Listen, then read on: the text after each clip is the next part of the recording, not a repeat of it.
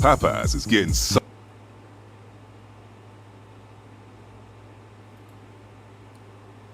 I need to know what it look like.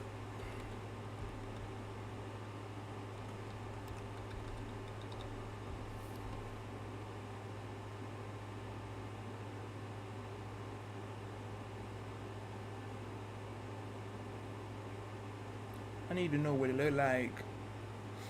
Yeah.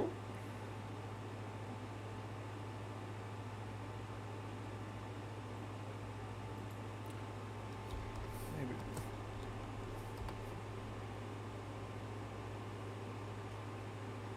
I can't even find my own channel.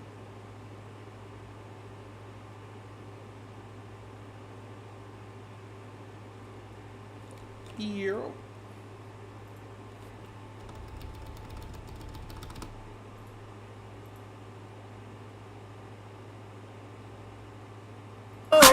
It's Mr. Steal Your Girl. It's Mr. Steal Your Girl. Hey girl, hey girl, hey girl, hey girl, hey girl. Let go. Bottoms up. Ever see you cup? Got a couple bottles, but a couple ain't enough. Bottoms up. Throw your hands up. Tell security we bout to tear this club up. Bottoms up. Pocket full of green. Girl, you know I love the way you shake it in them jeans. Bottoms up. Throw your hands up. Bottoms up. You know what it is, girl, we back up in this thing. Money stay in my pocket, girl, I'm like a walking bank. Tell me what you drink, tell me what you think. If I go get these bottles, we go alcohol and tank. Calling all the girls, do you hear me? All around the world, city to city. Cheers to the girls, or deuce to the guys. Now I got a chicken and a goose and a rag, getting loose in the ride. Hey, ass nigga, you can move to the side. Bottoms up. Ever see you cup? Got a couple bottles, but a couple ain't enough. Bottoms up. Throw your hands up. Tell security we bout to tear this club up. Bottoms up. Pocket full of green. Girl, you know I love the way you shake it in them jeans. Bottoms up. Throw your hands up. Bottoms up.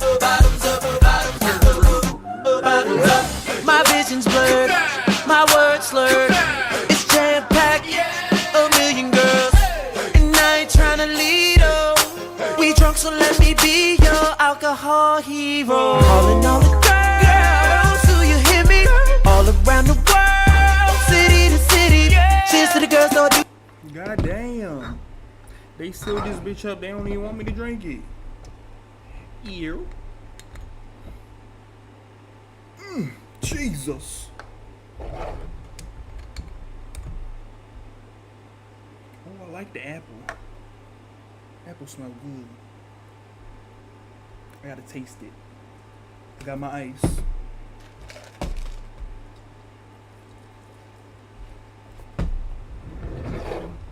I gotta taste it first.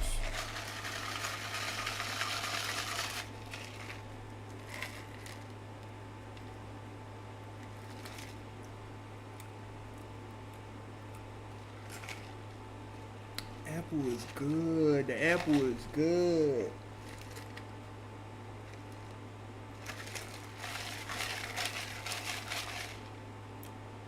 The apple is good as hell. This other one smells too strong. And they don't even say what kind it is. But the apple tastes good as hell. God damn. God damn. Used to the guys, now I got a chicken and a goose and a rag, getting loose in the ride. Hey, ass nigga, you can move to the side. Bottoms up. Ever see you cup? Got a couple bottles, but a couple ain't enough. Bottoms up. Throw your hands up. Tell security we bout to tear this club up. Bottoms up. Pocket full of green. Girl, you know I love the way you shake it in them jeans. Bottoms up. Throw your hands up. Bottoms up. Can I get that Patron? Can I get that Remy? Can I get that Coke? Can I get that Henny? Can I get that? This apple by the It's your bag, sir? What gave it away? Oh, you the Geico Gecko! I filed a claim for my car with the Geico app. Only took 2 minutes. Well, I mean, Geico's all about getting more than just savings. The next time, how about less fluid ounces? Fair enough. Oh. Get more than just savings. Get more with Geico. T-Pain, Young Jock. Yeah, yeah, yeah. Hey, she snapping.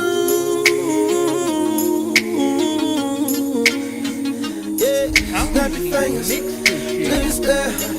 You can do it all by yourself. Baby girl, what's your name? Let me talk to you, let me buy you a drink. I'm T-Pain, you know me. Convict music, never boy.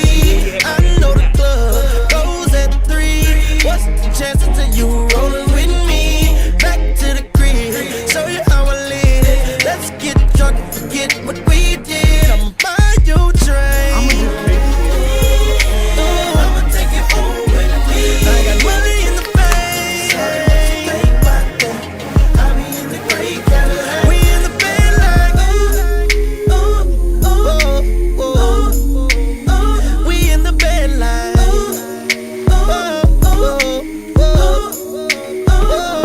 talk to me. I talk back. Let's talk money. I talk that. Quote juice bombs. Oakley shades. Shorty got class. Oh, behave. Let's get gone. Walk it out. Just like that. That's what I'm talking about. We gon' have fun. You gon' see. On that Patron, you should get like me. I'ma buy you a drink. I'ma take you home with me. I got money in the bank. I be in the great Cadillac. We in the bed like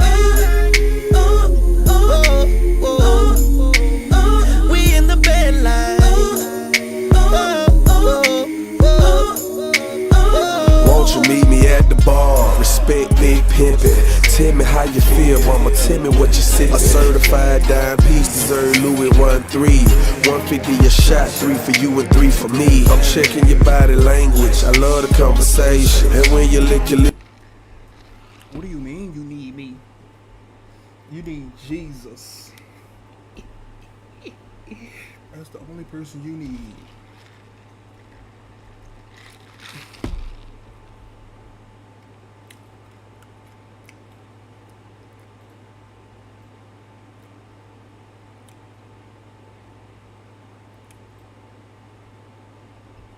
What print?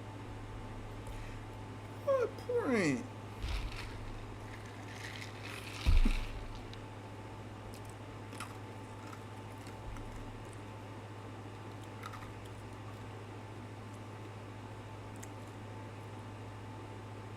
Oh, I was just watching Final Destination last night.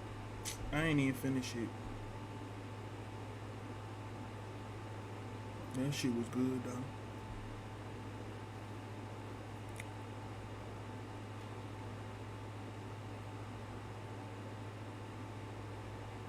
Oh, this ain't my main.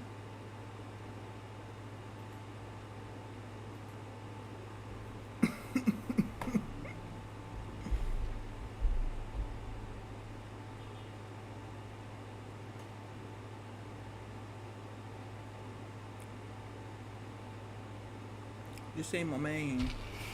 Let me see if we got anything new. Lips, I get a tingling sensation. Now we're both about tipsy. You say you in the mood. All I need is about an hour. Better yet, maybe 2. Let me take you where I live. Ferrari switch gears. When I whisper in your ear, your legs hit the chandelier. At Simply, we work hard to keep things simple. And nature works even harder. Simply, say yes to simple.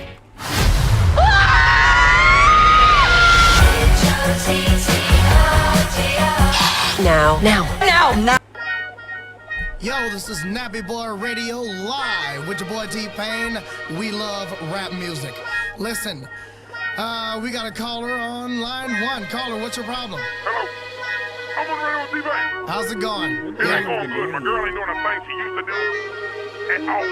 I got just what you need. Brand new Chris Brown, T-Pain. You heard it here first. Nappy Boy Radio. We love you. She want that loving, kiss, She fantasize about get it with me. They hating on me, this, mine is so fine. Think it's hit me. She want that loving, kiss, She fantasize about get it with me. They hating on me, this, mine is so fine. Think it's hit me. I'm a country boy from Tappahannock. VA is where I reside, so shawty understand it. And I know I just turned 18 and I get a little mannish. And you see this bandana hanging, that means I'm like a bandit, like a bandit. I got paper, girl, the Lamborghini with the spot. I'm chilling, I'm vibing, I'm grooving. How y'all feeling?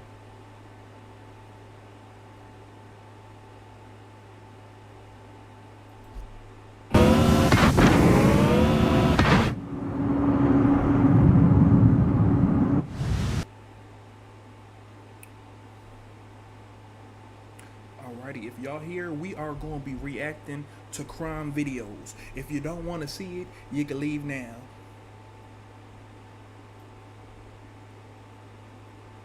You can't hear me? Can you hear me? Hello? Hello? Hello?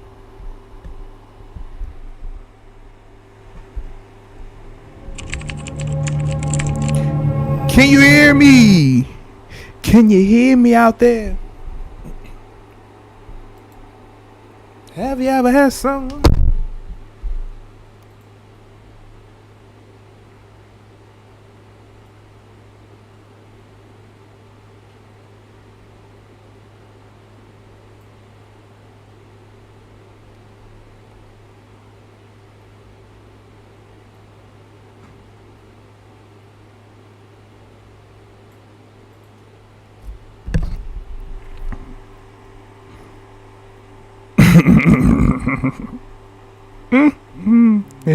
Only thing I'm gonna be flashing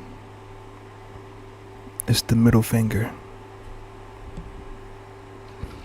Cheers.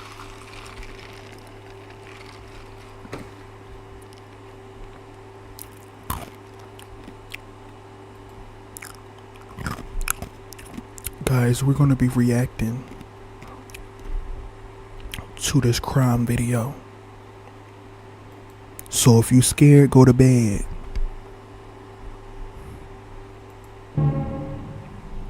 Easter Sunday in 1975 started off as a normal Easter holiday for the Ruppert family, but soon turned into a nightmare that is now dubbed as the deadliest family massacre in American history. Stay tuned as we uncover how a seemingly harmless man managed to murder 11 members of his family. James Urban Ruppert was born on March 29, 1934, to his mother Charity and father Leonard Ruppert. He, along with his older brother, Leonard Jr., grew up in Hamilton, Ohio. However, their small family was far from normal, as Leonard Sr., who was known to have a violent temper, made his children's childhood traumatic. To make matters worse, Charity picked her favorites when the boys were still young, always favoring her brighter and more confident older child, Leonard, over her younger son. James grew up in a hostile environment and was often told by his mother that she wished he was never born since she wanted a daughter in his place. As expected from a child who grew up without parental affection, this negatively impacted Ruppert's self-confidence, and he grew up to become a loner. His parents' carelessness constantly cost him, including his father's insistence on keeping chickens around their house, causing him to develop an allergy to the feathers. Despite his allergy, his parents showed little to no concern for his well-being as they continued to keep the chickens around. When Rupert turned 12 in 1947, his father became deathly ill and soon died of tuberculosis. However, his days of torment were far from over as his older brother quickly took over their father's role and went out of his way to harass his younger brother. As a result, Ruppert's performance in school was severely lacking as compared to his brother. With no friends to offer him any support, Rupert found himself dealing with everything on his own as Charity continued to ignore his existence. The constant bullying at home and school got so bad that at the age of 16, Rupert decided to end things once and for all. He took sheets from his home and tried to hang himself. However, he failed to succeed in his suicidal attempt. This marked an important event in Rupert's life, as he stopped making any effort towards improving his life and accepted his fate as the inferior son. This became Rupert's first and only suicide attempt. Not surprisingly, Rupert grew to hate both his brother and mother. By the time he reached college, he stood at 5 feet 6 inches and only weighed 135 pounds. He spent 2 years in college before giving up on it as well, while his brother once again surpassed him and graduated with a degree in electrical engineering. It helped that Leonard Jr. had his mother's full support. His resentment towards his brother grew to a dangerous level when Leonard Jr. married one of Rupert's former girlfriends named Alma, a girl that he never lost feelings for. This would later It be your own family. That's crazy. That's fucked up. be cited as a motive for his rampage. Rupert began to feel as if the entire world was against him and resigned himself to an unremarkable life, accepting defeat. He trained to become a draftsman, but remained unemployed for the majority of his life, leaving him with no choice but to continue living with his mother, often borrowing money from her and Leonard Jr. While his brother not only managed to get a job with General Electric, he also bought a house in Fairfield where he lived with Alma and their 8 children, 17-year-old Leonard III, 16-year-old Michael, 15-year-old Thomas, 13-year-old Carol, 12-year-old Anne, 11 years old David, 9-year-old Teresa, and 4-year-old John. God damn. That mama was... she was putting in work. 1, 2, 3, 4, 5, 6, 7, 8. God damn. Let her breathe. Get off of her. Perhaps because he was so frustrated with his life, Rupert developed an affinity for guns. Among his collection, he had a .357 Magnum, 2 .22 handguns, and a .22 rifle. 2 things became ritual for Rupert: drinking and target practicing. Rupert had turned to drinking to deal with the toxic environment at home, as well as to numb his feelings of inferiority. As he got older and remained unemployed, Charity, tired of his drinking, threatened to evict him unless he paid rent. However, since he had lost all of his money during the stock market crash of 1973 to 1974, Rupert had no way to pay his portion of the rent. Although Charity intended for this threat to motivate him to get his life back on track, she unknowingly pushed him towards his breaking point. As the threat of eviction loomed over his head, Rupert began to approach his breaking point. While purchasing ammunition one day, he inquired about silencers, but did not end up going through with the purchase. On March 29, 1975, Rupert turned 41. On his birthday, he was seen at the Great Miami River in Hamilton shooting cans, and this became pivotal in helping the prosecution build their case against him. It can be argued that he was possibly preparing for one of the deadliest nights in Hamilton, Ohio. That night, Rupert stumbled into a bar called the 19th Hole Cocktail Lounge. He met 28-year-old mother of 5, Wanda Bishop, who worked at the cocktail lounge, and confessed that his mother was threatening to evict him if he failed to find a job to pay for his portion of the rent. Charity had told him that if he could afford Game of Thrones King's Road What do you is now mean available I got on both ads? PC and mobile with Google Play Games. to pay for his drinks, he could pay her rent as well. Wanda recalled that Rupert insisted that he had to find a way to solve the problem. Rupert stayed in the cocktail lounge until 11 p.m. before leaving, but soon returned and continued drinking until the lounge closed at 2:30 a.m. When Wanda asked him if he had managed to resolve his problem, Rupert replied, "No, not yet." The next morning, Charity, who was not feeling well, called Leonard Jr. and his family for Easter dinner instead of an early lunch at their house, 635 Minor Avenue. Once Leonard Jr. and Alma arrived, their children participated in an Easter egg hunt outside while Rupert slept in late, nursing a hangover from the previous night. By the time he got up at 4 p.m., everyone had moved inside to continue the celebration, while Charity prepared sloppy joes for the family, and Alma helped put them together. Rupert stayed with the family for a short while before returning upstairs to retrieve a .357 Magnum, 222 handguns, and a rifle. He intended to head to a shooting range to spend his day, but as he was leaving, his brother asked him, "How's the Volkswagen?" Rupert took this as an insult, as Leonard Jr.'s comments reminded him of his own failure to lead a successful life like his brother. Instead of leaving for the shooting range as planned, Rupert made a split-second decision that not only altered the trajectory of his life forever, but also robbed 11 people of their lives.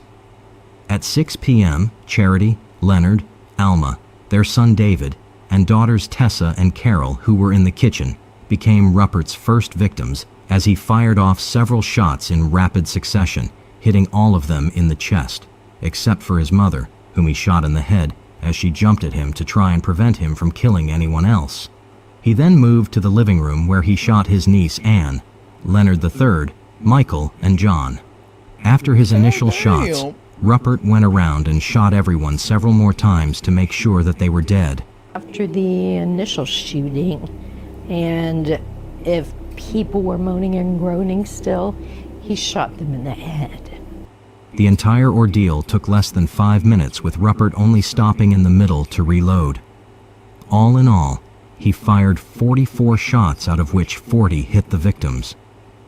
After making sure that everyone was dead, Rupert sat with his family's dead bodies for 3 hours, contemplating suicide, but decided that since it was a mortal sin, he did not want it to be his last act. After 3 hours, he decided to make a 911 call. He told the 911 dispatcher that there has been a shooting. As his relatives took their last breaths around him, Rupert sat on the couch. He waited there for 3 to 4 hours before he called police to tell them someone's been shot. When officers arrived at the scene a few minutes later, Rupert greeted them at the front door. At first glance, the officers did not suspect that anything sinister was waiting for them beyond the front door, since Rupert, with his short stature and thick black-framed glasses, did not fit into the usual description of a murderer. As the officers entered the house, they were in for the shock of a lifetime. One of the responding officers also reported that he had never seen anything like the crime scene before him, and that he had to rush to the side to throw up. There was so much blood on the floors that it had seeped through the wooden floorboards and was dripping into the basement. There was no sign of struggle inside the house except for an overturned trash can, indicating that because the family had not expected this, they did not have enough time to react. As the Hamilton Police Department was made aware of the shocking discovery, they immediately covered the area with police tape as people began to gather around. The small community that had known the Rupert family as a loving family was taken by surprise at the tragedy, and was even more horrified to find that the helpful and modest man they had known their whole lives was behind the murders. The first body to leave the house was of little John, with his sneaker peeking out of the sheet drawn over him. Dread began to fill everyone as one by one, 11 stretchers were brought out of the house, all carrying the now dead members of the Rupert family. The site was in 2 rooms of a modest 2-story Hamilton home where James Rupert lived with his mother. In 2 rooms, 11 bodies, including Rupert's mother, Rupert's brother, his brother's wife, and their 8 children, the oldest 17, the youngest a 4-year-old boy. Rupert was arrested on the counts of 11 aggravated homicides. Despite being known as a demure but helpful man, Rupert remained uncooperative with the officers and refused to answer any of their questions. Investigators struggled to find a motive since the suspect in custody refused to say anything. During the initial questioning, it was made clear by Rupert that he planned on pleading insanity. The prosecutors believed that Rupert planned on taking advantage of the $300,000 worth of inheritance left by both his brother and mother in the form of their properties and assets. By pleading guilty, he would serve time at a court-appointed facility before being released and getting hold of the inheritance. This case led to 2 high-profile trials. During the initial trial, Ruppert admitted to killing his family, but pleaded innocent by reason of insanity. Ruppert was represented by Hugh D. Holbrook, who became so dedicated to the case that he even personally funded the hiring of This motherfucker got a beard. Is he like 30? 10 kids. Maybe I wasn't listening. Maybe I'm too drunk. I don't know what's going on. I don't know who the brother, who the mama, who the daddy. I know he said that's the mama, but I don't think they said that that's all they kids. That's all her kids. They said something about a brother and his kids. I don't know. Psychiatrists and psychologists from all over the country to testify in favor of Ruppert's insanity plea. 2 psychiatrists who were brought on by his defense team concluded that Ruppert suffered from paranoia and delusions of persecution that were brought on by the beatings he had endured during his early life at the hands of his brother. This is why, they argued, he had been unable to control his actions at the time of the crime. Harvard University psychiatrist Dr. Lester Grinspoon supplied his expert opinion, claiming that if more people were present in the house, Ruppert might have killed them as well, pushing the narrative that Ruppert did not have a solid motive other than insanity. After the slaughter, James Ruppert changed his clothes and called the cops. He was charged and tried for 11 murders. His attorneys said he killed during a psychotic rage. They said he was insane. Along those same lines, Doctor, isn't it true that you have no way of telling the court what Mr. Ruppert's ability to rationally discuss the case with his attorneys, to rationally assist in the preparation of a defense would be if he were not under the effect of either a major tranquilizer such as Thorazine or Trilofan at this time? Isn't that right? I have no specific way of telling that other than to say that during the course of my examination with him, he was able at that time and under that condition with that dosage of medication to rationally confer with me and talk to me about what had happened. At the same time, the prosecution argued that Ruppert planned to misuse the insanity plea to inherit the $300,000 inheritance. He murdered his family to collect his brother's $300,000 or so in life insurance. That's what I think. That's what I think the evidence showed, and that's what I believe. Instead of having his case presented in front of a jury, Ruppert decided to have his case tried in front of 3 judges. However, he was incorrectly told that all 3 of the judges would have to agree unanimously on a decision. 2 out of the 3 judges found Ruppert sane and convicted him on 11 counts of aggravated murder. He was sentenced to serve 11 consecutive life sentences. God damn. During 1975, the United States had banned the death penalty, saving Ruppert from being given a death sentence. The 3rd Hamilton County judge, Fred Kramer, however, found Ruppert So he had to die 11 times for him to be released out of prison. God damn. insane. Between the years 1977 and 1978, the Supreme Court of Ohio ruled that there had been a mistrial since the judges did not know whether they needed to unanimously agree on a decision or have a majority rule. Ruppert was granted another trial that was determined to be held in Findlay, Ohio, since it was deemed that he could not receive a fair trial in the city. Play War Thunder now. Join millions of players across the globe in massive battles on tanks, aircraft, and helicopters of Hamilton.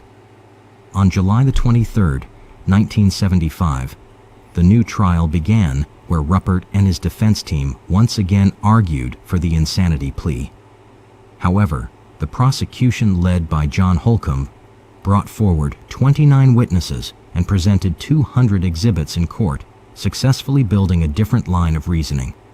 He argued that his inquiry into the silencers, practicing his shooting, and talking about his mother as a problem that needed to be resolved were all pointing towards the fact that this mass murder was a carefully plotted crime, especially given the fact that the shooting had been carried out at a time when the church bells had begun ringing, hence drowning out the noise from the gunshots, preventing anyone from calling the authorities. He went on to say that Ruppert planned on aiming for the insanity plea because that would ensure that he would be sent to the Lima, a state mental hospital where he would eventually be declared sane. This would allow him to easily inherit the $300,000 worth of inheritance left behind by Leonard and Charity, which he would not be able to do if he was convicted of murder. Based on the prosecution's convincing argument, Ruppert was once again sentenced to 11 consecutive life sentences. A few years later, in 1982, on appeal, Ruppert was granted another trial, where his defense attorney was able to convince the jury to grant him an insanity plea. Ruppert was charged with 2 counts of first-degree murder for his brother and mother, but found not guilty for the remaining 9 counts of murder by reason of insanity. The only family member to attend the trial was Alma's mother, Edna Allgaier. She blamed Ruppert for 13 deaths, including her husband, who took his own life 3 years after the incident on Easter Day, as well as a juror who collapsed during the trial and died of a heart attack. When Edna passed away, her headstone proclaimed that she was preceded by 8 grandchildren. At the age of 48, Ruppert was incarcerated by the Ohio Department of Rehabilitation and Correction at the Franklin Medical Center in Columbus. 13 years later, at the age of 61, Ruppert was granted another parole hearing by the State Parole Board, but was denied release. He was granted 2 more parole hearings, one in 2005 and another one in 2015. During all of these parole hearings, he was denied release. During his last hearing in 2015, the Allen Oakwood Correctional Institutional Parole Board released a statement that indicated that Ruppert was not suitable for release due to his negative institutional conduct, as well as a strong community objection to his release.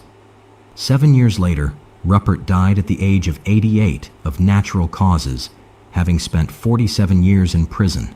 A man who shot and killed 11 family members on Easter 1975 has died. James Ruppert died over the weekend at Franklin Medical Center in Columbus at the age of 88. The Hamilton Journal-News says that he died of natural causes. The Ruppert family was buried in Arlington Memorial Garden in Cincinnati, Ohio. A year after the heinous mass murder, the house was opened up to the public. The Ruppert family's belongings were auctioned off, and the hardwood floors were covered with a carpet in places where bloodstains were harder to remove. The house was rented to a family who was unaware of the house's history. As soon as they found out, they moved out, complaining of hearing strange voices and other unexplained noises. To this day, the house remains occupied. Even today, the Easter Sunday Massacre is remembered as one of the deadliest family massacres in America. A book called The Easter Sunday Massacre, A Prosecutor's Diary, The True Story of Mass Murderer James Ruppert, written by the lead prosecutor John's daughter-in-law, Karen Holcomb, was published with the help of his notes left behind after his death. Karen Holcomb first became familiar with this case in the 1990s when she was a reporter for the Journal-News. She didn't know at the time that her coverage would lead to her marrying the That's real good that they denied him so many times. That killer needed to stay in jail. He was a murderer. He was a murderer. He had murder on his mind. He had murder on his mind.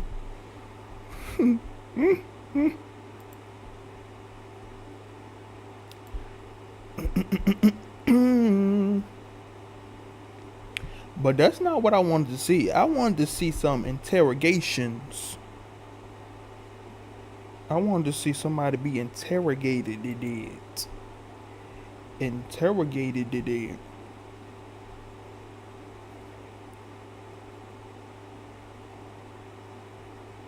What's going on right here? Popeye se está poniendo saucy. Still looking for a new job? Y'all. Just found out my feeling dad's it. sister's husband is golfing buddies with the CEO of a great I'm company. feeling it. So basically, I got the job. You never seen it, so get it shouted. We parking lot pimping in my dome, and I know what you want.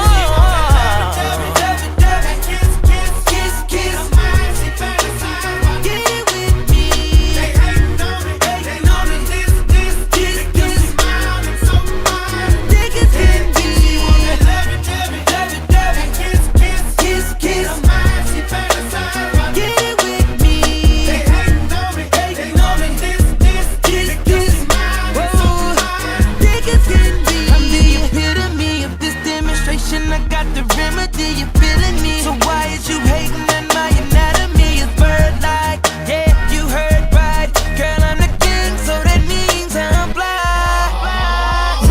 If you with it, girl, get it poppin'. Prove with me, ain't no stopping.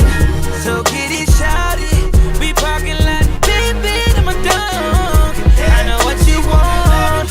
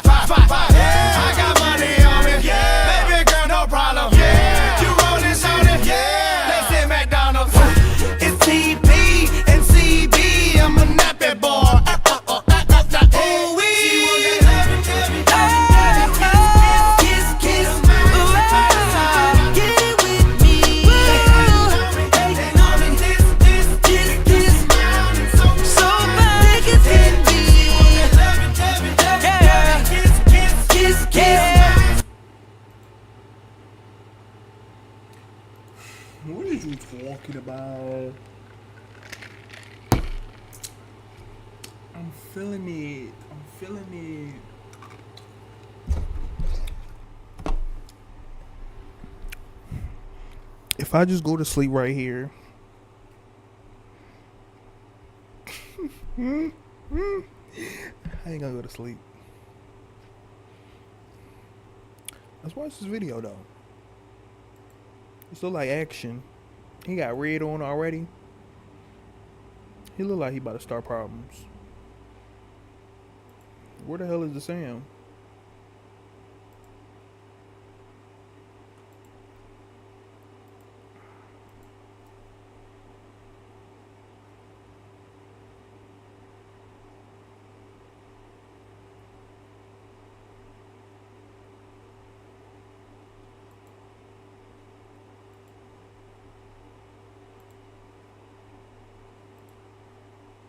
Anybody on that front porch? Started again. Started again. She made a complaint that says somebody was in the basement and they were injured. Man, that. Y'all gotta go. Y'all gotta go. Well, I gotta ask. I mean, because you're making me... No, sir. No, sir. No, sir. Well, you're making me a little suspicious now. There ain't nobody tied up in the basement. Can we look? No.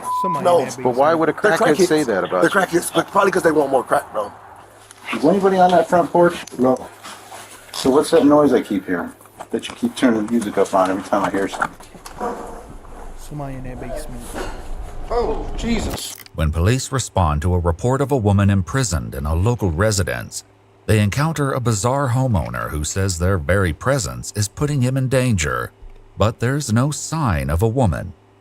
It's not until a second call brings them back that the cops go inside and make a shocking discovery that's beyond anything they could have imagined.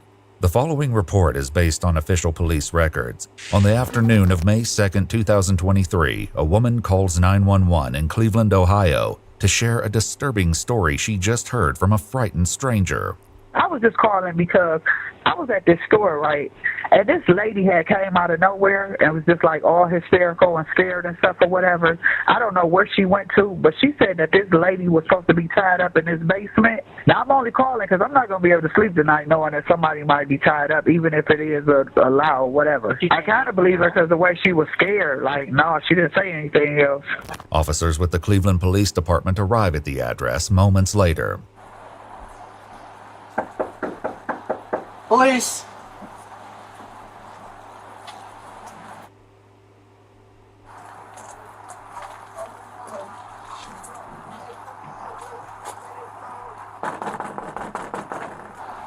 There's music coming from the back. Hello?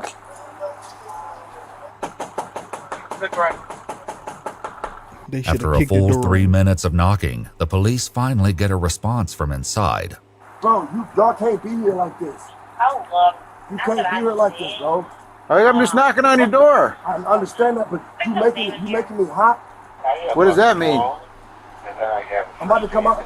All right, come on out. All right. How you doing, sir? Y'all can't be out here like this. Just so you know, everything's recorded. Listen. Yes? Turn those cameras off, please.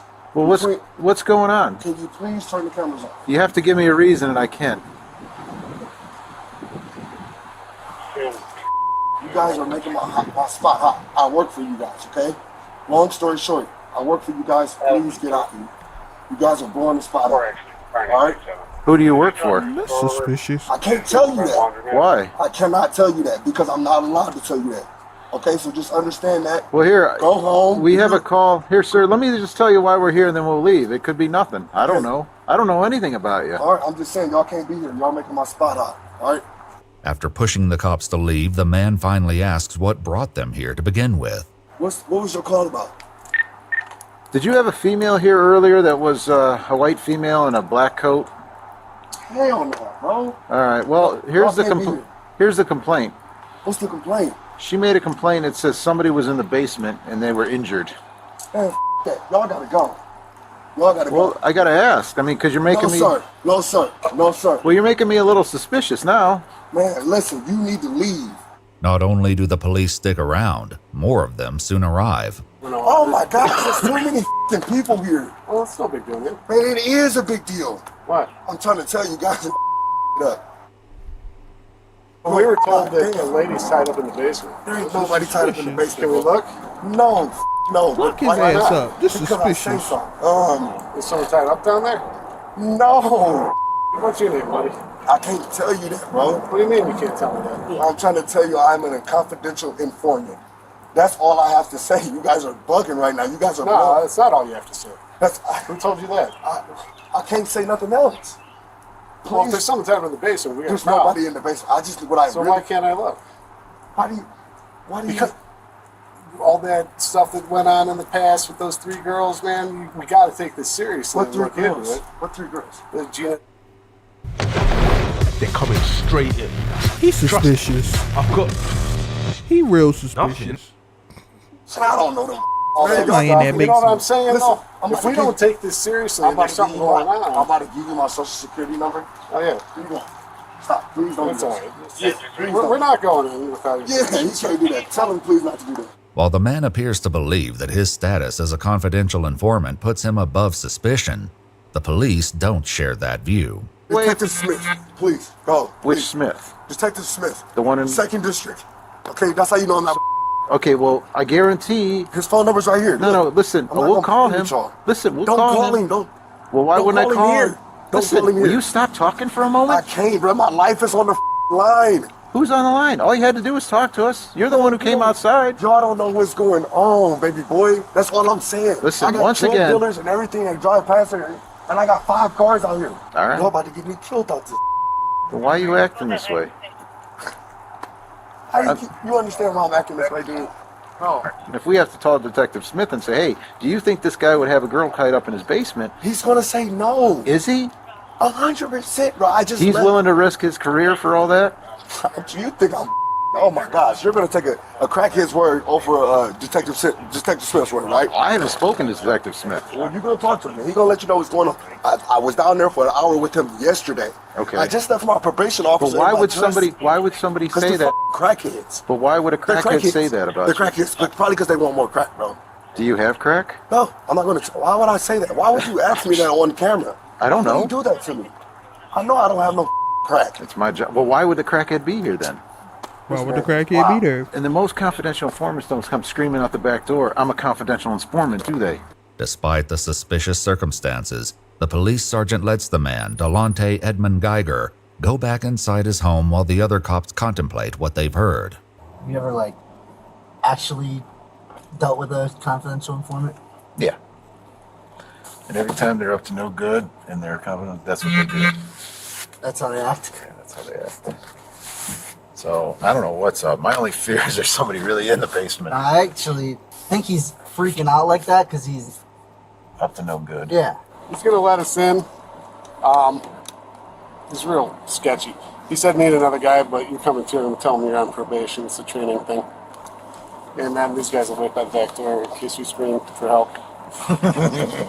Like girls. Ah! Right.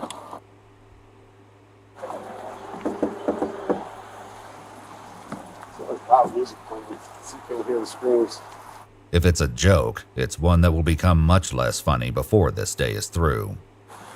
Hey, do you mind if the liquor goes? No, dude, there's too much going on. No, Just no.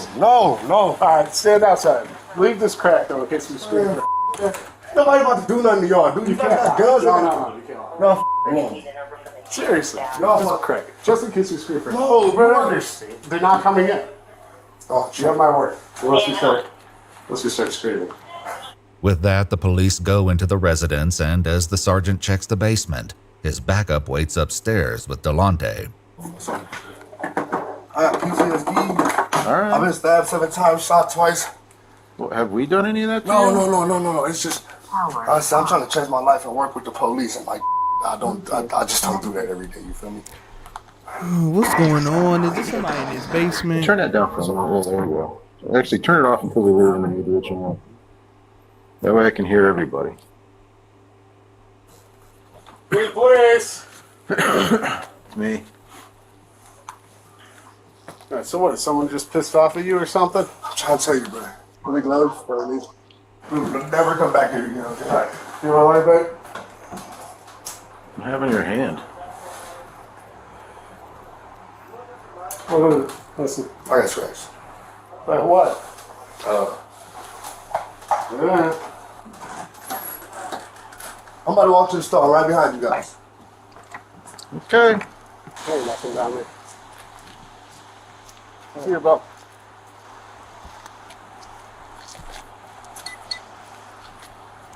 Something ain't No right. cost. Okay. All right. Go. You might want to keep an eye on this house. I know. As it turns out, the cops will be back sooner than they may have thought. That evening, a woman tips them off that Delonte showed her pictures of a woman being tortured and zip-tied to a chair, warning that he would soon do the same to her. The police go back to the house at midnight, and once again, it's not easy to get someone to the door.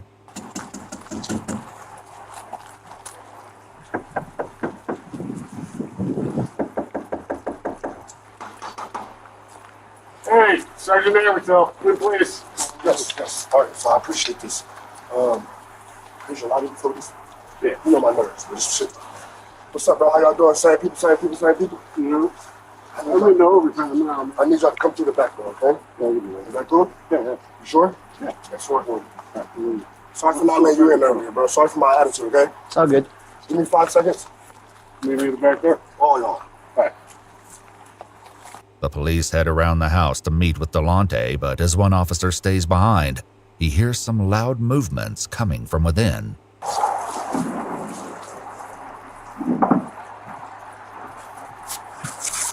shit. Delonte soon lets the cops in, and they head straight down to the basement to continue the search they cut short this afternoon. So, If you smell bleach or something, my nose doesn't always look good. Let me know. Okay. Now I smell cat pee, so. The basement again seems to be absent of any victims, tied up or otherwise, but this time the cops are determined to search the entire house. Damn, this is my dog house. Oh. I'll be on the house. I got tours all over.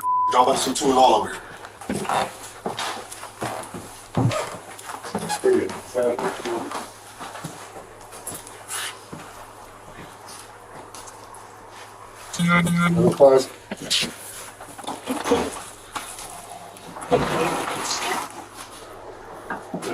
I'm about to close the door on you. There's another door behind this door. Okay. Yeah, I hang out up here because this is rather fresh. Everybody's got this section off. There's nobody. Oh shit, he got a Batman cave. There's some blood right here. There's some blood, like dried blood, I think. There doesn't appear to be anyone else in the house, but suspicions are mounting, not the least because Delonte has decided the search requires an extremely loud soundtrack. Just turn it down. Did you guys find anything? Sir, turn it down. All the way down. Please turn it all the way down. Did you find anything? Sir. Yeah, it's something on the floor, but yeah, I know you see something down. I want to turn the music down. Can you turn the music down? Stay away, so. I don't understand what's going on. Okay. Let's put some handcuffs on. Shit.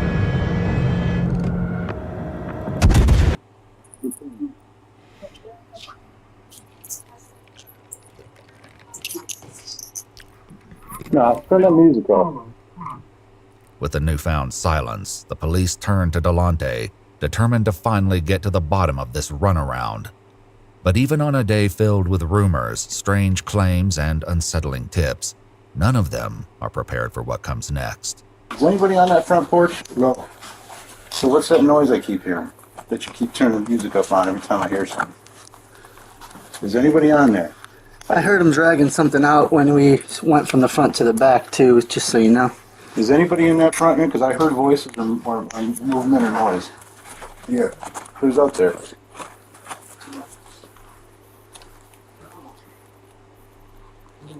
Who's out there? Sweating a lot. What is it? Can you hear it? What is it? Who's out there? Where are you at? She's under. There's a thing under. Remember I shined my flashlight when you guys went back there? Alright. Police.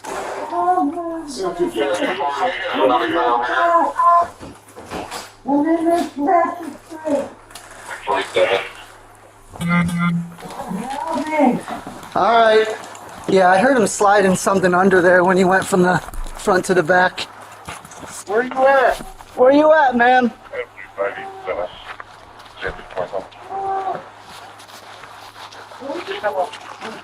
We're looking. How do you get through? It looks like us. Yeah. Oh my god. Yeah. Tell me. Right now, so us. I'm paralyzed. What the fuck? I'm paralyzed. Alright. Okay? How old are you? About 60. 6-year-old female. Oh my god. Yes. Are you injured besides that? I'm paralyzed. You're paralyzed. I'm paralyzed. What's your name? Cheryl Cyrus. Did she say Carol? Carol? Alright, Carol. No, Cheryl. Cheryl. Yeah. How my legs out? How my Alright, we got the EMS coming. I don't want to move you because I don't want to hurt you more. Can you breathe? I can now. Okay. I want to get out of brain fluid. The police escort Delonte out of the house as they try to make sense of the bizarre discovery they've made on his front porch. Cheryl, do you know, is there anyone else here with you? I don't know. Okay. Cheryl, how long have you been there, honey? How long? I don't know. You hurt? We want to get you out of there, but I'm afraid to move you. I'm going to let EMS do all that, okay? The best. What did he do to you? He did what? Hey, You want fire to come at least get her upright? They can turn her backboard? I know, if we get fire here, they can over here. No, but we got no ETA on EMS. There's no dispatch. Huh? Did he stab you? Yeah. Where did he stab you, think? His arm? Yeah. Did he sexually assault you at all? Okay. Do you know how long you've been here?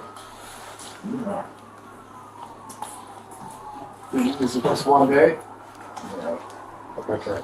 But even with Cheryl Cyrus somewhat responsive to their questions, there's nothing that can fully explain what's going on.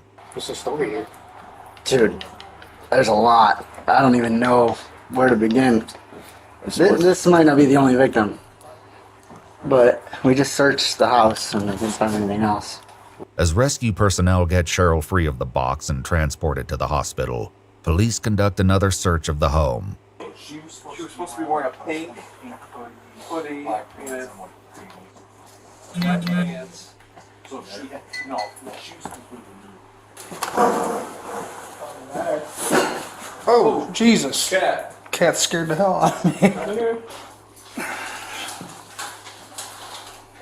And the attic's done. There was a pink hoodie, that was it. Pink hoodie? Did she say it was this room or? She just said that like he was transporting her from like the basement up here, and like that there was going to be an AK-47 in here, drugs. Yeah. Might have to pull it apart to find a serial number. There's no sign of any other victims in the house, but the one they did find will give detectives more than enough to discuss with Delonte when they visit him in jail the following night. Obviously, we know some bad things did go down yesterday. Do want to give you a chance to go over it. I'm a confidential informant for Detective Larry Smith out of the second This guy. Okay. Okay. How long have you been doing that for? About a week and a half now. Okay. About a week and a half. And I was going for this. Like, I wasn't going to kill her, though. I wasn't going to. I've been fever and, you know what I'm saying, but I just can't have her out on this. Because I'm working with Detective Smith, trying to get him to whatever. It's 5 AKs, 4 Glocks, 3. That's supposed to be going into the valley like next week. You know what I'm saying? I'm trying to get him Big Red, who moves 6 ounces a day on coke crack. And I'm trying to get him Ghost, who distributes ounces a day. But like I found out that this is that, and you know what I'm saying? If I was, you found out that what? That the lady that what I was taking care of in my house is a rat, and if she would get back out on the street, I'll be exposed. Delonte, who calls Cheryl Cece, claims she's an addict, one among many who frequent his house. Well, Cece, she's always at my house smoking dope. Okay. So I take care of everybody on the streets, all the fiends. That's where they live at. Okay. You know what I'm saying? Long story short, that's ground zero for the crackheads. According to Delonte, the entire situation began on April 27th, 5 days before police showed up at his house, wanting to search the basement. In an incident partially corroborated by police records, the car Delonte was driving was pulled over by vice cops. He says Cheryl was in the car as well. I left my house, and before I got 4 tires on the street, the police is hitting the block. I don't know what the going on. I'm swerving around up on the sidewalk trying to get around because I don't know what's going on. Guns in my face. Get out the car. Get out. What are you guys doing? Turn the car off. Empty out your pockets. I ain't got nothing, bro. Y'all tripping like y'all just up. Like, what's going on? I had to steal it. Oh, yeah, you better, we can get you for this. And since that dope is right here, we're going to get you for that, man. Listen, bro, I cannot go back to prison, bro. What do you need me to do? Delonte says that was when one of the detectives took his phone, programmed his number into it, and told him, "You're working for me now." But it was how the police treated Cheryl, the woman they would later find in a box on his front porch, that really got his attention. How to find the right car for you.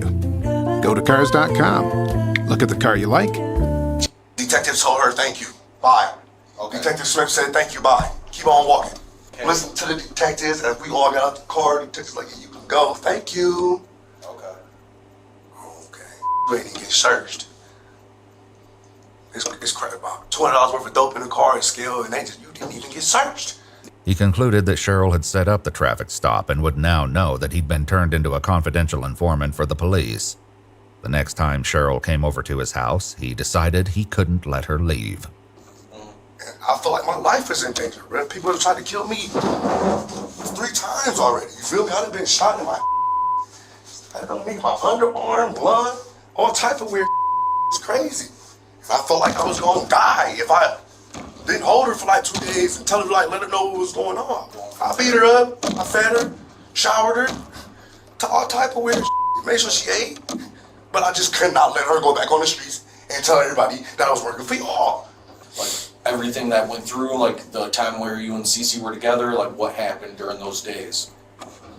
I just punched on her, slapped on her, till her punched on her, slapped on her, punched on her, slapped on her, punched on her, slapped on her, moved her from the basement to another room. Why did he play that? Her, there was some water, put a blanket over her.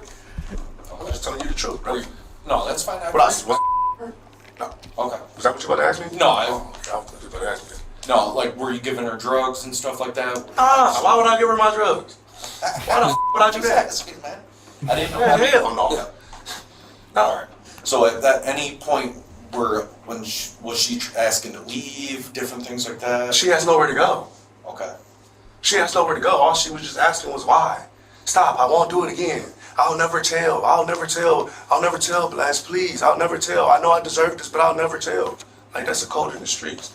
While Delonte speaks to detectives, Cheryl lies in the intensive care unit on a ventilator in what the hospital classifies as declining critical condition. In addition to being on dialysis, she's suffering from swelling to the head and brain, broken ribs, a collapsed lung, and multiple spinal fractures. But according to Delonte, it could be worse. Go kill it. The would have been dead. Long story short, if I wanted to kill her, she would have been dead. So facts. Delonte says that, among other things, he had Cheryl sit down and write, "I am a snitch," and "I am a rat" over and over again. It's worth noting that while the police report from the traffic stop identifies 2 passengers, neither of them were named Cheryl. So when cops showed up the first time yesterday with you and stuff like that, they actually checked the basement. Yeah. She wasn't in the basement. She's upstairs laying down in the bed. So we went down in the basement. So let me ask you, because there was a moment in time, I wasn't there, so I can't speak on it or anything. So there was a moment to where, like, you were still inside the house for a little bit. Did you have to call anybody to ask if you should let the cops in or anything like that? My detective. So then at that point he told you just to let them in if they want to check the basement. Yeah. He said they're not gonna, he said, a matter like this, they're not going anywhere until you let them in the house and check the basement. If you don't, they're just gonna come back with a search warrant and check it anyways. You? I said, all right, bag. 5 minutes. Tell them to come in 5 minutes. Took me 3 minutes to put her upstairs in the bed. 2 minutes to let them in the house, and 1 minute for them to not do their job and go home. They only wanted to search one room. They searched that one room. She wasn't here, and they left. Okay. Stupid them. All right. So. Right? You should search the whole house. Yeah. We found somebody's in the basement. Okay, come on in. Check down in the basement. Nobody's there. See you later, sir. Job. Y'all supposed to open up the tables, open up the refrigerator? That's a horrible job on y'all part. Horrible job on y'all. I'll be the first to say it. A missing body. Pretty serious? Yeah. Do you think so? Yeah. All right, well, next time take it serious. After accepting Delonte's feedback on their police work, the detectives move on to the second visit to his home that night. I don't even know. Yeah, so the first time the police came, I think you just gotta be here for a minute. Moved her upstairs, right? And then she was upstairs. Obviously, the second time the police came, she was in that tote, right? How did that go down in between there? Well, they really wanted to check upstairs. Right, but I'm saying, how did she get in there? I put her in there. Okay. And put her downstairs. And put her You on in the fourth porch. place, so you almost there. No anything else. Why do you have the music going so loud? Just in case if she made noise, they wouldn't hear. When Cheryl improves to the point that she can speak to detectives, she tells them that Delonte, who was her dealer, turned on her and accused her of being a narc. Over a period of days, he beat her, stabbed her, dragged her across the floor, broke a television over her head, and put her in several different containers. She says he also poured water on her to the point she couldn't breathe and fed her addiction so she could endure the pain. Even still, Delonte appears hopeful that this will mostly blow over. Are you not going to try to help me or not? Well, like I said, it'll go from there once you see the judge and like the case starts moving forward. No, but you guys have to talk to the judge though and let her know that I am a confidential informant and that like I am working with the police. Like I understand I'm in trouble, but what I need you guys to do is like help. Well, I'll put in the paperwork to let them know for. You know what I'm saying? Because I like doing my job. I like my job, and like I don't want guns on the streets. I don't want drugs on the streets, and I can't do that if I'm in here. Then Detective Smith will buy me out. Oh, this Explorer with us. Believe it or not, if I get a bond, he'll come buy me out. You know what I'm saying? So I just need a bond. And DT Smith will come buy me out, and I'm going to go right back to work. But that doesn't happen, and Delonte is soon informed that his bond will be set for $750,000. News that he responds to with a middle finger at his hearing. 11 days after his interrogation, he's still in jail when he speaks to his mom on the phone. You think they lower my bond? If they lower my bond to like $200,000, dude, I got enough collateral to buy myself out. I already talked to the bill about it.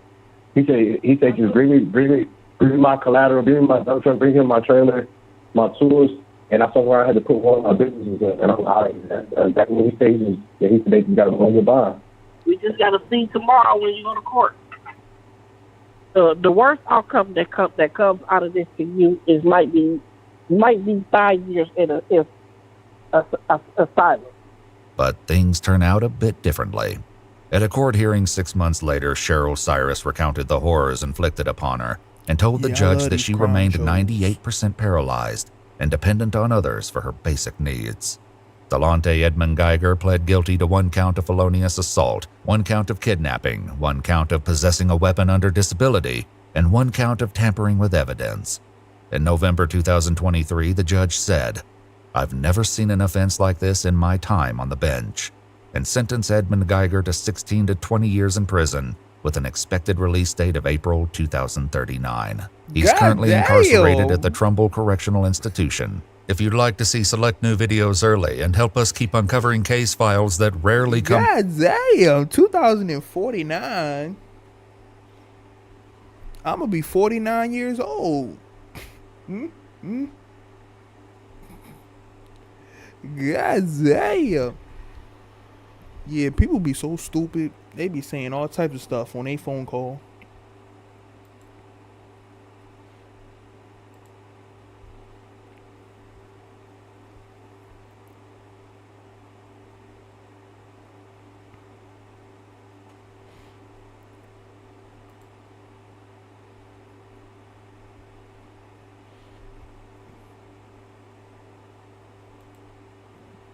That is a lot of years.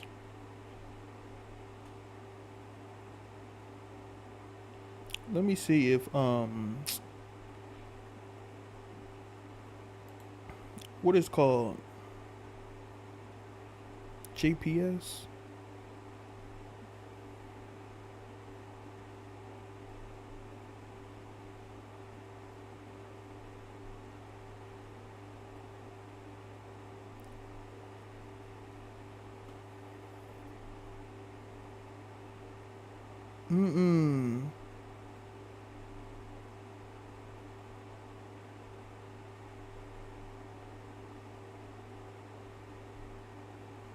Hold on, I gotta subscribe.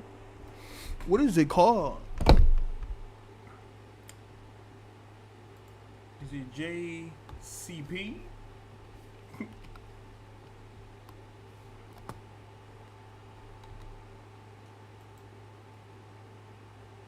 Oh, it is. Alright.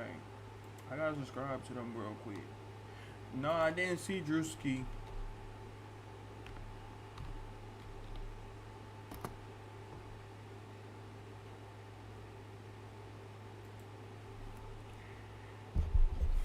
I watch neither. I don't like Criminal Minds or Law and Order. I don't watch them.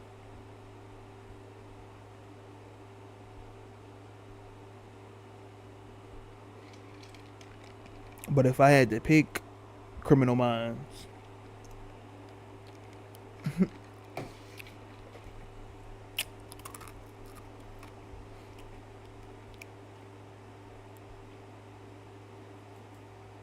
I don't even think I've seen season 1 of Could Have Been.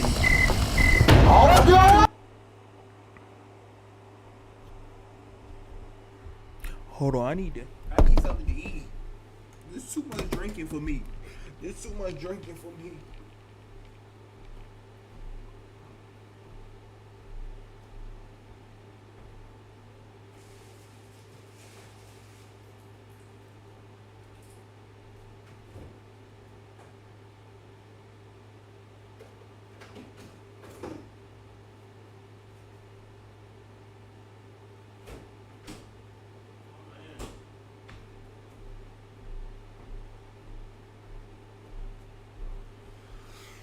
Oh man, I gotta order something to eat. Oh man.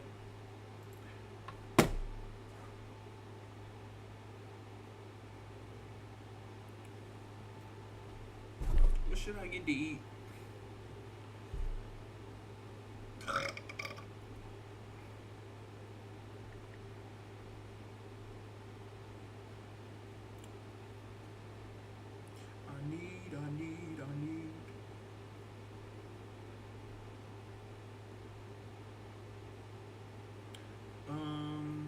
I want some oxtails.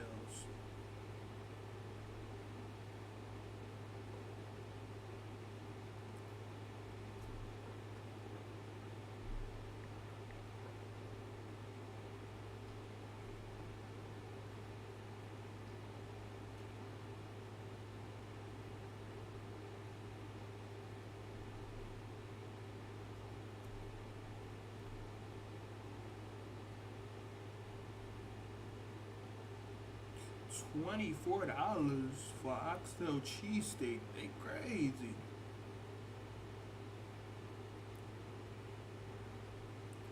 They crazy.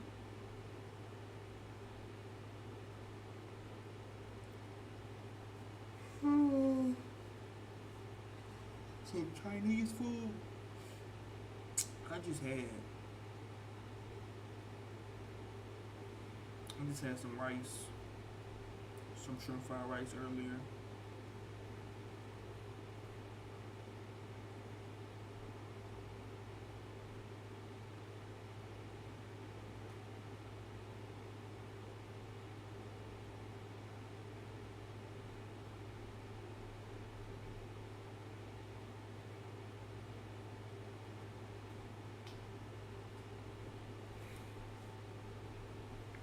Yeah. I'm still over here on YouTube. I got a Twitch.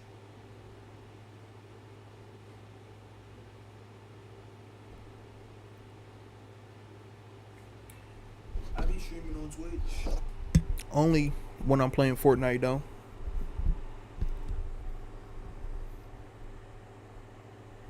I don't stream nothing else over there but Fortnite and Call of Duty.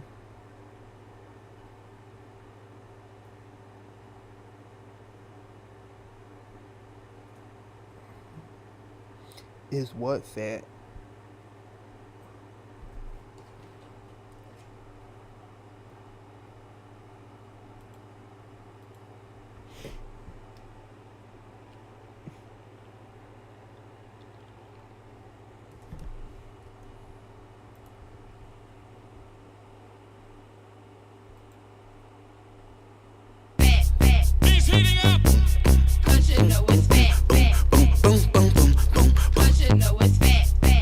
Yeah.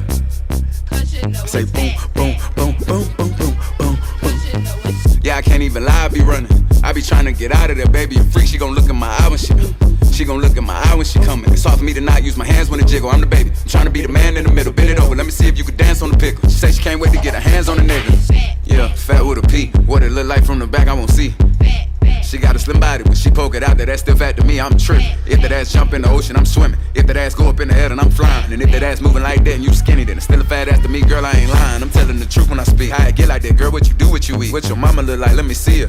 My name Jonathan, my nice to meet you. Okay, it's fat, you don't know how to poke that thing out, ain't no problem with that, I can teach you. Shit, all you need is some ass, some hands, and some knees. Some baby on your motherfucking speaker. Yeah, do it no hand, bend it over. Look a nigga dead in his eye like a soldier. Yeah, do it no hand, bend it over. Look a nigga dead in his eye like a soldier. Quit playing. Do it no hand, bend it over. Look a nigga dead in his eye like a soldier. No hand. Do it no hand, bend it over. Look a nigga dead in his eye like a soldier. Yeah, walk backwards, put your hands on your knees. Yeah, nigga scared now, nigga he can leave. Yeah, walk backwards, put your hands on your knees. Back. Scared now, nigga you can leave. Yeah, walk back, put your hands on your knees. Yeah, nigga scared now, nigga he can leave. Yeah, walk back, put your hands on your knees. Yeah, nigga scared now, nigga he can leave. Yeah, fat with a P and a A. Let me know, let me know.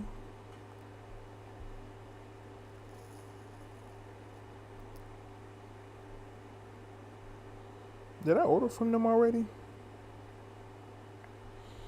I hate when they put fucking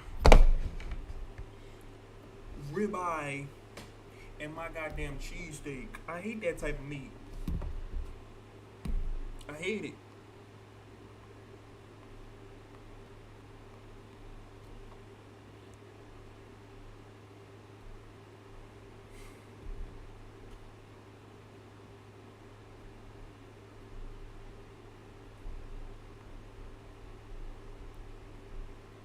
I ordered from TGI Fridays the other day. They burnt my ribs. They burnt my ribs. I was upset.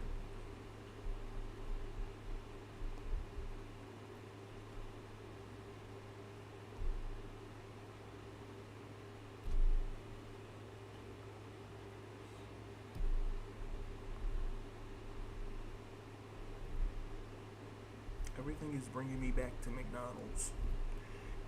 McDonald's. I don't want to do it.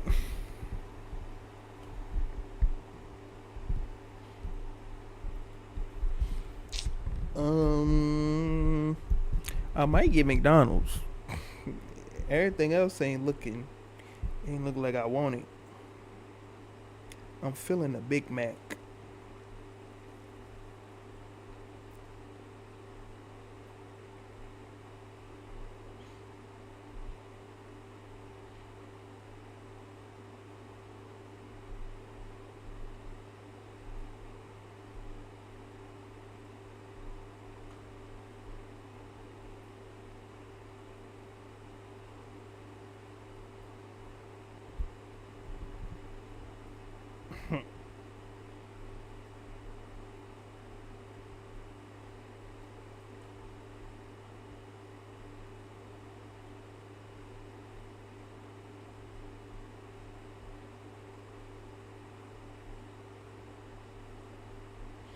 Everything else, it don't look like I want it. It don't look like I want it. And I don't want to be disappointed. See, look.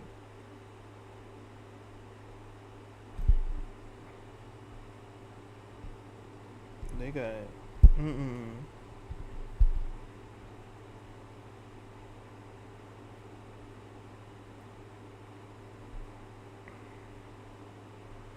This place too far. I don't even know why I keep popping up.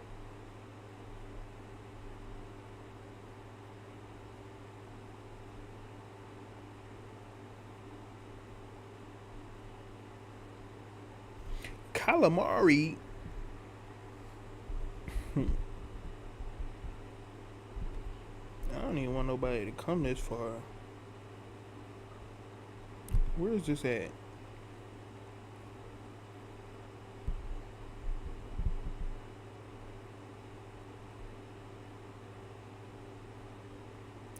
$20 wings.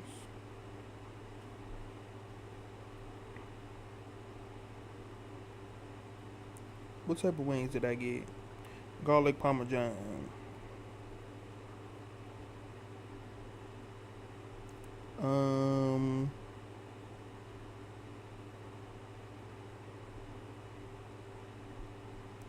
Give me breaded wings with my garlic Parmesan.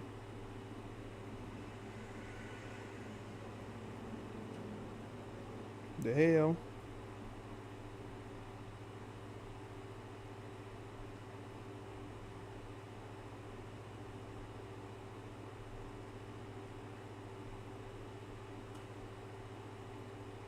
And give me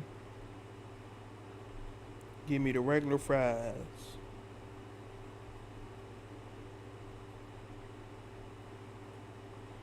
What else I want?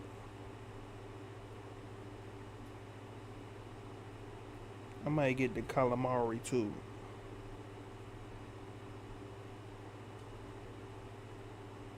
Give me the calamari too. With some spicy mayo. They got chipotle sauce.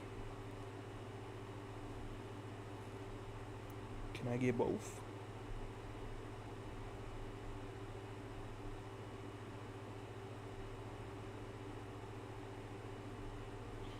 Why is everything? God damn, they high as hell.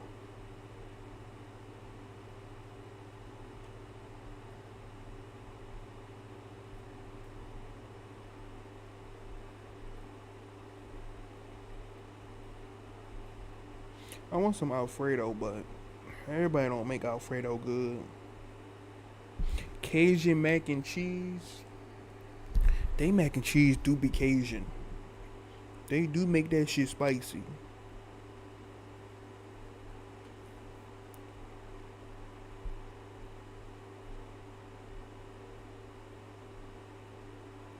What they got?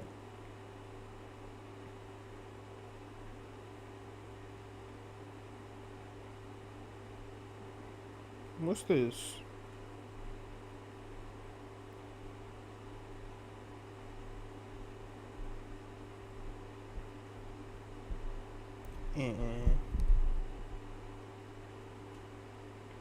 Applebee's? You never had Cajun mac and cheese? You missing out. No, you're not missing out. I don't like spicy stuff anyway. I only get it because I like it. But it'd be too spicy. It'd be too spicy.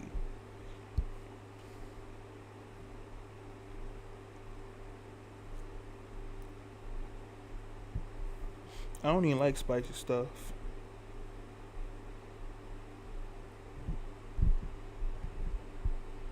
Alright, let me see what I got in my cart.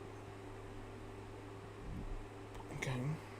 Wings, calamari, cheesesteak rolls, and mac and cheese. God damn!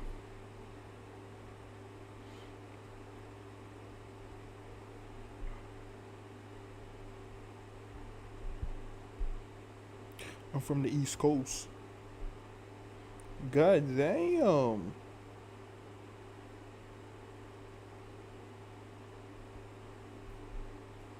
They taking my money, honey. $60 for 4 things is crazy.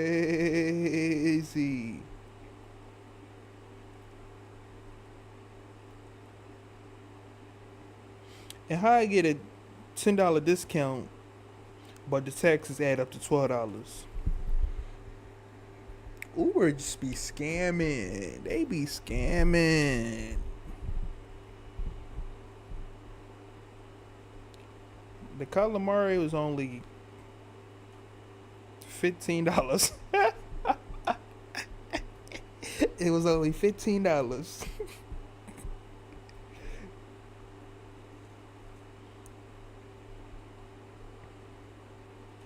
They not getting no tip.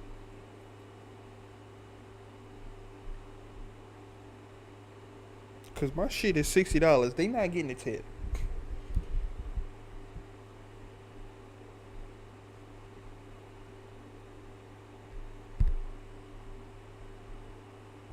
Let me go back. Hold on. Let me find another store. Maybe I get some shit cheaper at a different store. Oh my Jesus. I want this instead.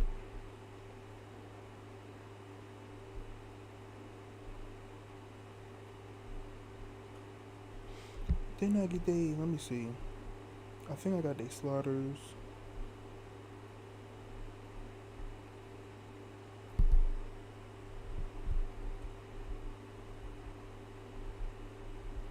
Let me scroll down. Let me scroll down. Did they have a chicken sandwich? Let me see. Chicken, chicken, chicken.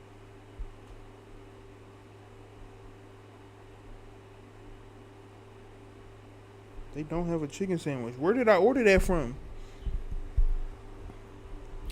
Who you telling?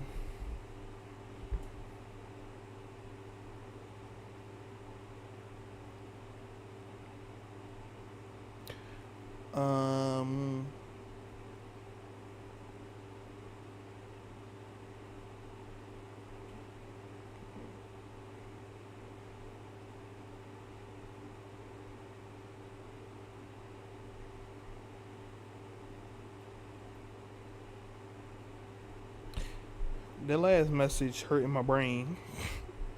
Where is the chicken sandwich at?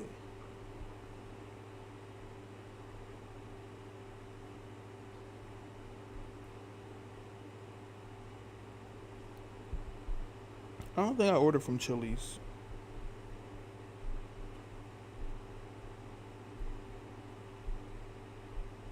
I think it was a different store.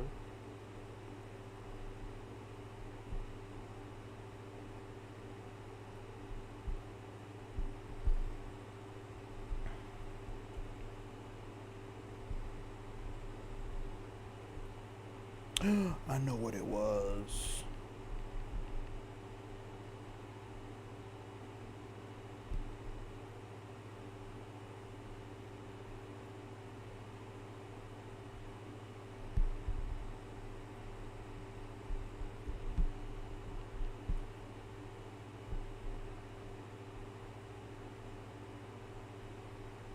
God damn, I'm too far away from it.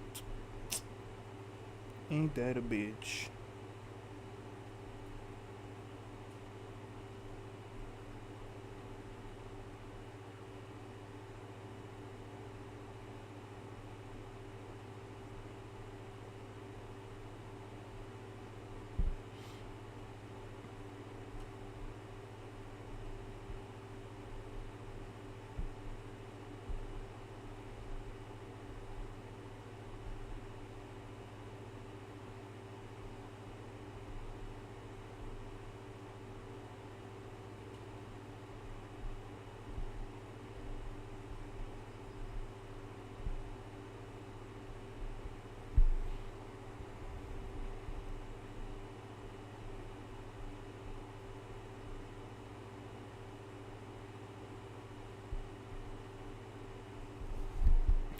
Oh my Jesus, I just want to eat. I just want to eat.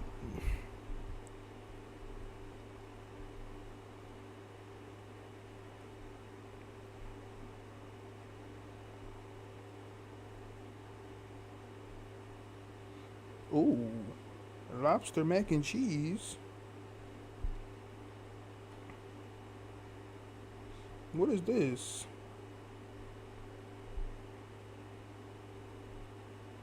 Oh, this a little fancy restaurant. $100.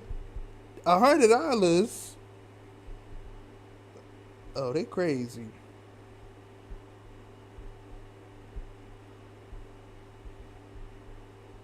Oh, this restaurant crazy.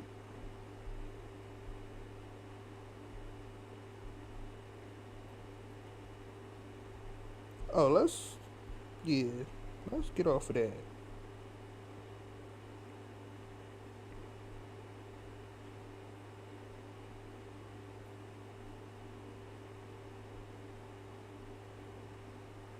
They crazy.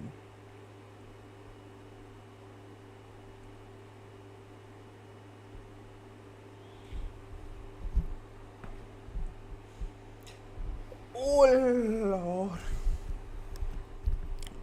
Did I have lobster? Yeah, too.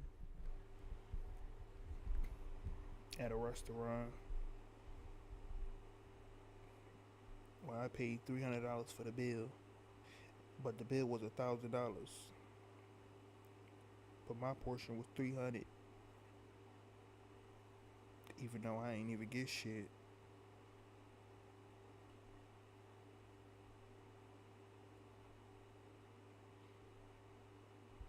Oh, these people is crazy with these prices.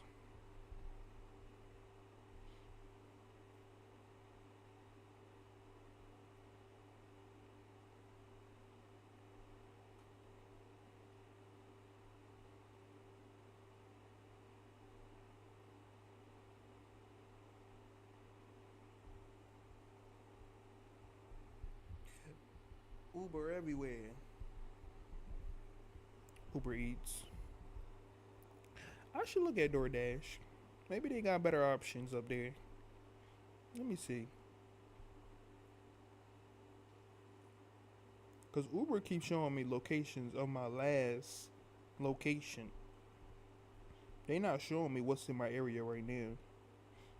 They showing me. What is that?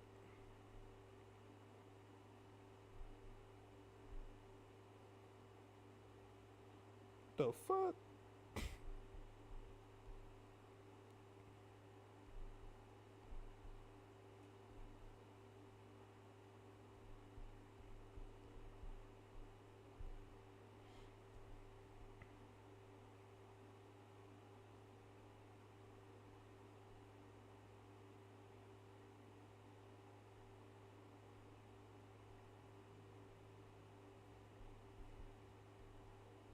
So all that shit is burnt.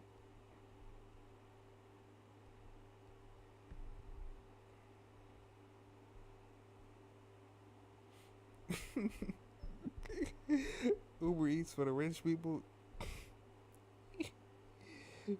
That's all I be using is Uber Eats.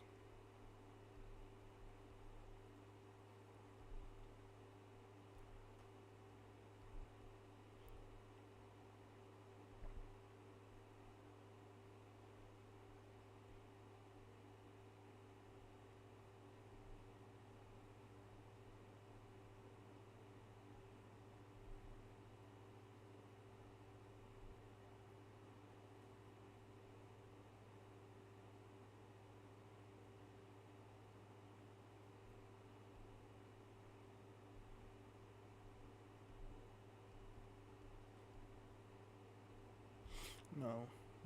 No. No.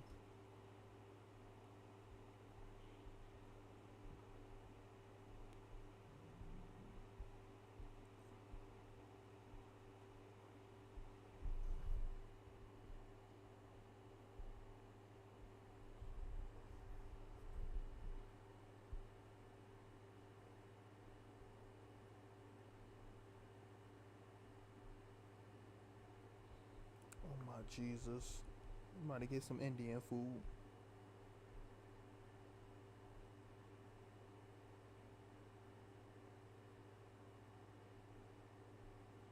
And they got a deal. Buy one, get one.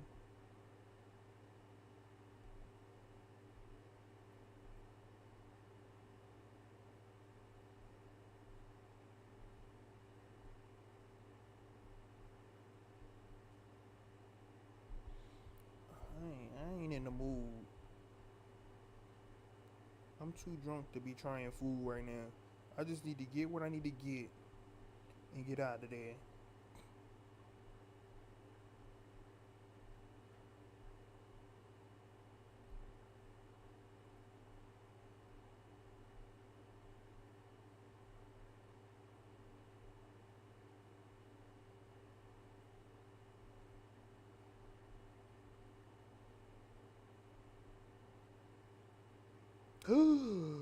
Crispy. Oh my Jesus.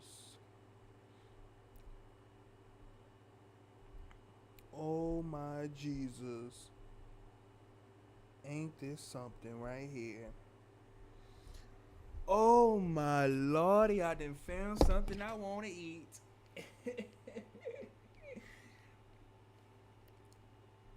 I guess DoorDash was the better option.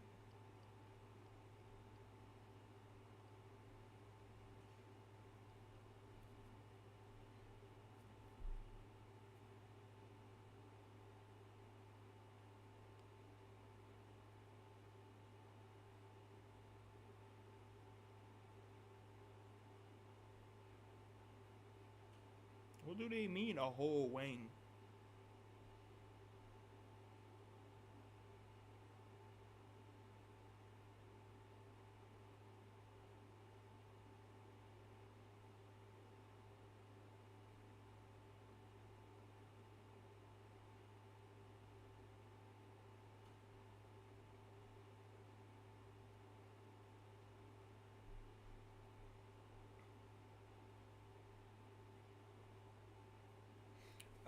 Oh my lord, I done found something I wanna eat.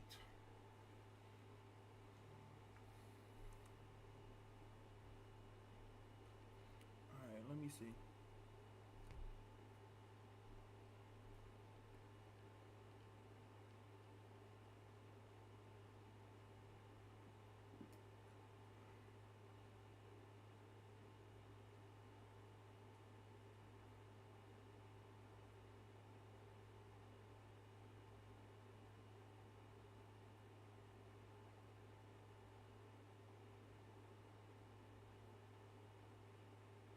Why is it a 12 piece $58 though? What the fuck?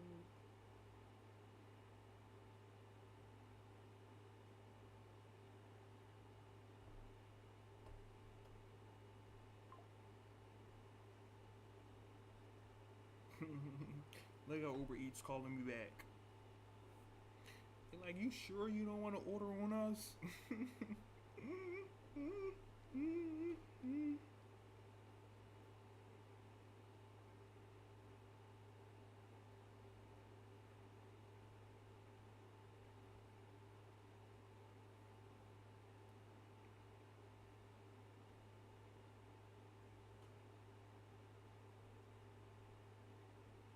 Do my 16 piece come with fries? No, it only come with a biscuit. What's my total? God damn! What the fuck? What the fuck? What did I get? Oh. There's something in my cart that ain't supposed to be in there, that's why. Hey, what the fuck did I get?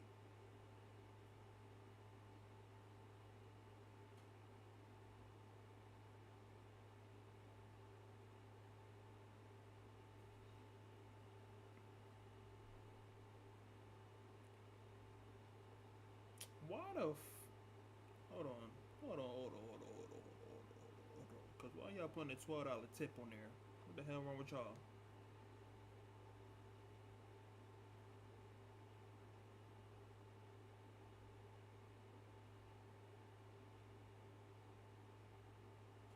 Where is this at?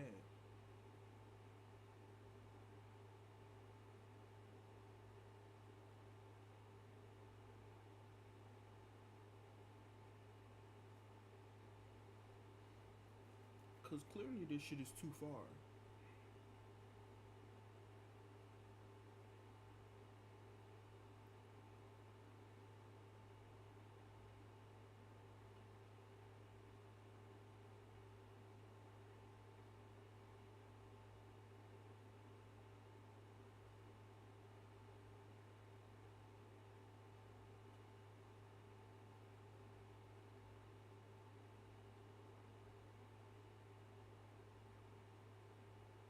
You said it was cheaper over here. My total was $80. 80 fucking dollars. What the hell?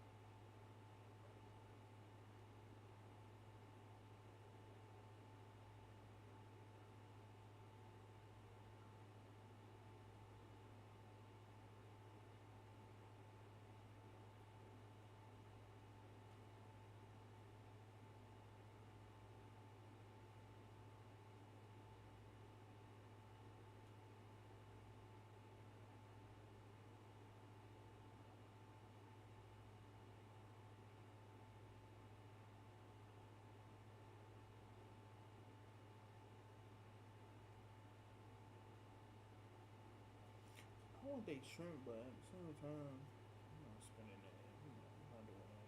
This shit might be too far. That's why. Cause why the fuck is? Oh no, it's not even that far. The fuck is the taxes that high for then? I'm gonna go back to Uber.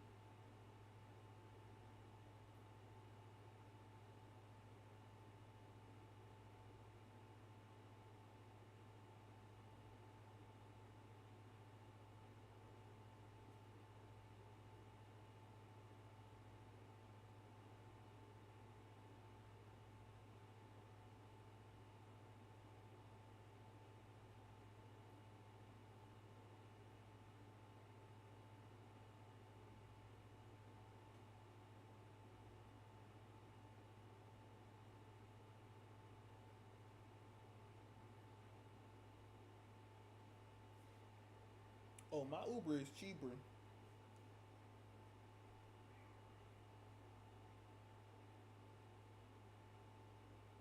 I don't think DoorDash like me.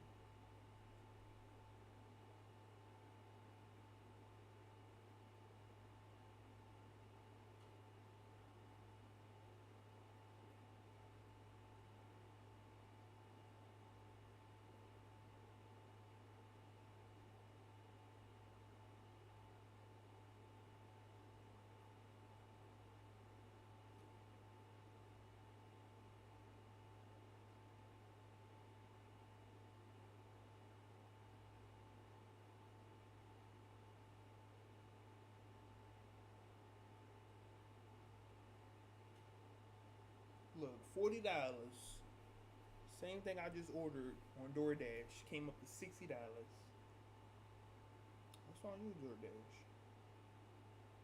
What's on you, DoorDash? They be trying to take my money, honey. 10, 4. Let's get our food.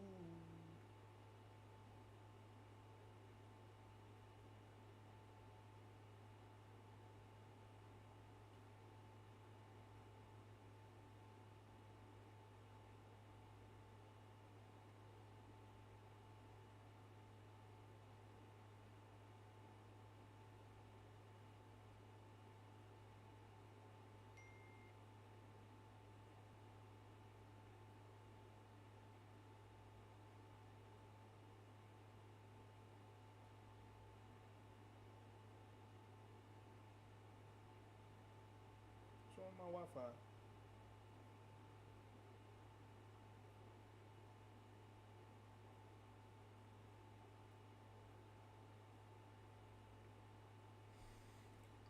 Ooh, Lordy.